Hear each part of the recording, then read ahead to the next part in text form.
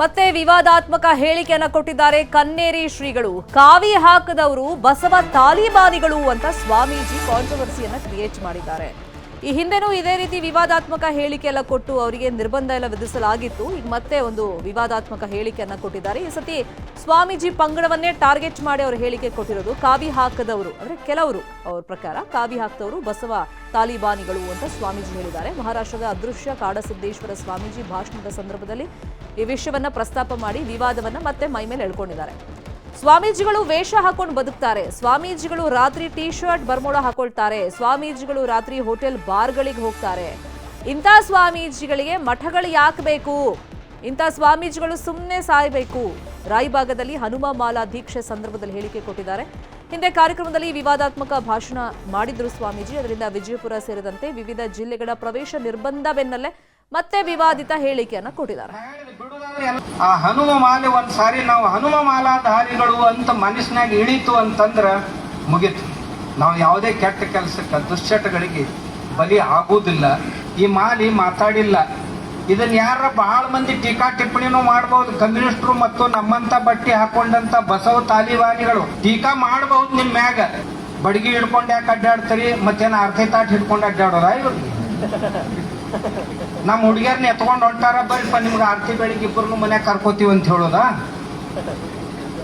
ಹಿಡ್ಕೊಂಡು ಬರ್ಬೇಕಪ್ಪ. ಹಿಡ್ಕೊಂಡು ಬಂದು ತಿಳಿಸಿ ಹೇಳ್ಬೇಕು. ಅವ್ರಿಗೆ ತಿಳಿಸಿ ಹೇಳಲಿಕ್ಕೆ ತಿಳಿಲಿಲ್ಲ ಅಂದ್ರೆ ತಿಳಿ ಭಾಷಾದಾಗ ಹೇಳ್ಬೇಕು. ಈಗ ಶೀತು ಅಂತ ಓಣ್ಯಾಗ ಉಗಳಾಕ್ ಹತ್ಯಾರ. ಇಷ್ಟಿಟ್ಟು ಕರಾಪ್ ಬಿಟ್ಕೊಂಡು ಮ್ಯಾಗ ಪಟ್ಗಾಯನ್ ಸುತ್ತಿದ್ರ ತಲೆ ಬಳಸ್ಕೊಳಕ್ ಶುರು ಮಾಡ್ಯಾರಿ. ಹೇಳಾರ್ದ ನಾ ಹೇಳಿದೆ, ಬಿಡೋದಾದ್ರೆ ಎಲ್ಲ ಬಿಡ್ರಿ, ಗಡ್ಡನ್ನು ಬಿಡ್ರಿ, ಕೂದಲನ್ನು ಬಿಡ್ರಿ. ಅದು ಸನ್ಯಾಸಿಗಳ ಲಕ್ಷಣ. ತೆಗೆಯೋದಾದ್ರೆ ಎಲ್ಲ ತೆಗೀರಿ. ಇರ್ಲಿಲ್ಲ ಅಂದ್ರೆ ಇಟ್ಟಿಟ್ಟು ಒಳಗೆ ಬಿಡುದು, ಮ್ಯಾಗ ಪಟ್ಕ ಸುತ್ತೋದು, ರಾತ್ರಿ ಟೀ ಶರ್ಟು ಬರ್ಮೋಡ ಹಾಕೊಳ್ಳೋದು, ಹೋಟೆಲ್ನಾಗ ಹೋಗುದು, ದಾರದ ಅಂಗಡಿಯಾಗ ಹೋಗುದು. ಇದ್ಯಾಕೆ ಮಾಡ್ತಿರೋ? ಹೇಳಿದ್ನ, ಇದನ್ಯಾಕೆ ಮಾಡ್ತೀರಿ ನೀವು ಸ್ವಾಮಿಗಳಾಗಿ? ವಾಲ್ಯಾಗಿ ತಂದು ಹೋಗ್ರಿ ಮನೆಗೆ. ನಾವು ಸಾಯ ಹೋಗ್ರಿ ಅಲ್ಲೇ. ಈ ಮಠ ಬಂದು ಮಠಗಳನ್ನ ಯಾಕೆ ಹಾಳು ಮಾಡ್ತೀರಿ ಅಂತ ಕೇಳಿದ್ವಿ. ಆ ಇದೇ ವಿಷಯವಾಗಿ ಇನ್ನಷ್ಟು ಡೀಟೇಲ್ ಆಗಿ ಇನ್ಫಾರ್ಮೇಶನ್ ಕೊಡ್ತಾ ಹೋಗೋದಕ್ಕೆ ಫೋನ್ ಸಂಪರ್ಕದಲ್ಲಿ ಕನೆಕ್ಟ್ ಆಗಿದ್ದಾರೆ ನಮ್ಮ ರಿಪೋರ್ಟರ್ ಲೋಹಿತ್. ಹಿಂದೇನೂ ಕನ್ನೇರಿ ಸ್ವಾಮೀಜಿಗಳು ವಿವಾದಿತ ಹೇಳಿಕೆ ಕೊಟ್ಟಿದ್ರು. ಈಗ ಸ್ವಾಮೀಜಿಗಳ ಬಗ್ಗೆನೇ ಅವರು ಟೀಕೆ ಮಾಡಿರೋದ್ರಿಂದ ಮತ್ತೆ ದೊಡ್ಡ ವಿವಾದವನ್ನೇ ಸೃಷ್ಟಿ ಮಾಡಿಬಿಟ್ಟಿದ್ದಾರೆ. ಹಾಗಾಗಿ ಇತರೆ ಸ್ವಾಮೀಜಿಗಳ ರಿಯಾಕ್ಷನ್ ಏನಿದಕ್ಕೆ? ಖಂಡಿತವಾಗ್ಲು ಶರ್ಮಿತಾ, ಏನಂತಂದ್ರೆ ನಿರಂತರವಾಗಿ ಈ ರೀತಿ ವಿವಾದಾತ್ಮಕ ಹೇಳಿಕೆಗಳನ್ನ ಕೊಟ್ಕೊಂಡೇ ಇವತ್ತು ಅವ್ರನ್ನ ರಾಜ್ಯದ ಹಲವು ಜಿಲ್ಲೆಗಳಿಗೆ ನಿರ್ಬಂಧನ ಹೇರಿರ್ತಕ್ಕಂಥದ್ದು. ಯಾಕಂತಂದ್ರೆ ಪ್ರಮುಖವಾಗಿ ನಾವು ನೋಡೋದಾದ್ರೆ ಈ ಹಿಂದೆ ಒಂದಷ್ಟು ಅಶ್ಲೀಲ ಪದಗಳನ್ನ ಸ್ವಾಮೀಜಿಗಳ ವಿಚಾರವಾಗಿ ಆಡಿದ್ರು. ಅದು ಕೂಡ ಸಾಕಷ್ಟು ಆಕ್ರೋಶಕ ಕಾರಣಗಳಾಗಿತ್ತು, ಪ್ರತಿಭಟನೆಗಳು ನಡೆದಿದ್ದು. ಆ ಒಂದು ಸಂದರ್ಭದಲ್ಲಿ ಅವ್ರನ್ನ ನಿರ್ಬಂಧ ಹೇರಿತ್ತು. ಆದ್ರೆ ಇತ್ತೀಚೆಗೆ ಹೈಕೋರ್ಟ್ ಏನಂತಂದ್ರೆ ಒಂದಷ್ಟು ಜಿಲ್ಲೆಗಳಿಗೆ ಅವರಿಗೆ ನಿರ್ಬಂಧನ ತೆಗೆಯುವಂತೆ ಸೂಚನೆ ಕೂಡ ನೀಟ್ಟಿತ್ತು. ಆದ್ರೆ ನಿನ್ನೆ ಹನುಮ ಮಾಲಾದಿಗಳ ಕಾರ್ಯಕ್ರಮ ನಡೆಯುತ್ತೆ. ಆ ಒಂದು ಕಾರ್ಯಕ್ರಮದಲ್ಲಿ ಭಾಗವಹಿಸಿರ್ತಕ್ಕಂಥ ಕನ್ನೇರಿ ಶ್ರೀಗಳು ಮತ್ತೆ ವಿವಾದದ ಕಿಡಿಯನ್ನ ಹೊತ್ತಿರ್ತಕ್ಕಂಥದ್ದು.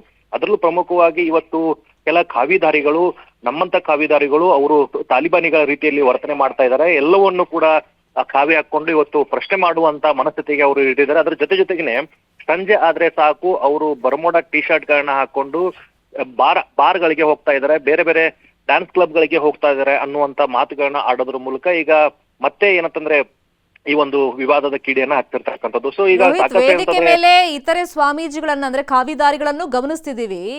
ಈಗ ಕನ್ನೇರಿ ಸ್ವಾಮೀಜಿಗಳು ಈ ತರ ಹೇಳಿದಾಗ ಅದಾದ್ಮೇಲೆ ಅವ್ರು ಮಾತಾಡ್ತಾ ಆಕ್ಷೇಪ ಏನ್ ವ್ಯಕ್ತಪಡಿಸ್ಲಿಲ್ವಾ? ಅಲ್ಲಿ ಯಾವುದೇ ರೀತಿಯ ಆಕ್ಷೇಪ ವ್ಯಕ್ತಪಡಿಸಿಲ್ಲ. ಅವ್ರು ಹೇಳುವಂತದ್ದು ಏನಂತಂದ್ರೆ ಕಾವಿಯನ್ನ ಹಾಕೊಂಡು ಕಾವಿ ಸೋಗ್ನಲ್ಲಿ ಇರ್ತಕ್ಕಂಥ ಕೆಲವರ ಬಗ್ಗೆ ನಾನು ಮಾತನಾಡಿದ್ದೀನಿ ಅನ್ನುವಂತ ವಿಚಾರವನ್ನ ಇವತ್ತು ಕನ್ನೇರಿ ಶ್ರೀಗಳು ಆಡ್ತಾ ಇರ್ತಕ್ಕಂಥದ್ದು. ಎಲ್ಲರೂ ಕೂಡ ಅಂತವರಲ್ಲ. ಯಾರು ಇವತ್ತು ಬಸವ ತತ್ವದ ವಿರುದ್ಧ, ಯಾರು ಇವತ್ತು ಹಿಂದೂ ಧರ್ಮದ ವಿರುದ್ಧವಾಗಿ ಇವತ್ತು ಕಾವಿ ಹಾಕೊಂಡು ಮಾತನಾಡ್ತಾ ಇದ್ದಾರೆ, ಸೊ ಅಂತವ್ರ ಬಗ್ಗೆ ನಾನು ಮಾತನಾಡ್ತಿದ್ದೀನಿ ಅನ್ನುವಂತ ಮಾತನ್ನ ಈಗ ಅವರು ಹೇಳಿರ್ತಕ್ಕಂಥದ್ದು. ಒಟ್ನಲ್ಲಿ ಹೇಳೋದಾದ್ರೆ ಏನಿವತ್ತು ಕನ್ನೇರಿ ಶ್ರೀಗಳುಗಳ ಮಾತು ಈಗ ಸಾಕಷ್ಟು ವಿವಾದದ ಕಿಡಿಯನ್ನ ಹಚ್ಕೊಂಡಿರ್ತಕ್ಕಂಥದ್ದು. ಏನಿವತ್ತು ಕಾವಿಗೆ ಹಾಕೊಂಡು ಅವರು ಕೂಡ ಒಬ್ಬ ಕಾವಿದಾರನೇ, ಆದ್ರೆ ಮಾತುಗಳ ಮೇಲೆ ಹಿಡಿತಾ ಇಲ್ಲದೇನೆ ಕಾವಿಗಳ ವಿರುದ್ಧನೇ ಈಗ ಮಾತನಾಡಿರ್ತಕ್ಕಂಥದ್ದು ಸಾಕಷ್ಟು ಚರ್ಚೆಗೆ ಕಾರಣ ಆಗಿರ್ತಕ್ಕಂಥದ್ದು. ಫೈನ್, ಥ್ಯಾಂಕ್ ಯು ಲೋಹಿತ್ ಈ ಕ್ಷಣದ ಮಾಹಿತಿಗೆ.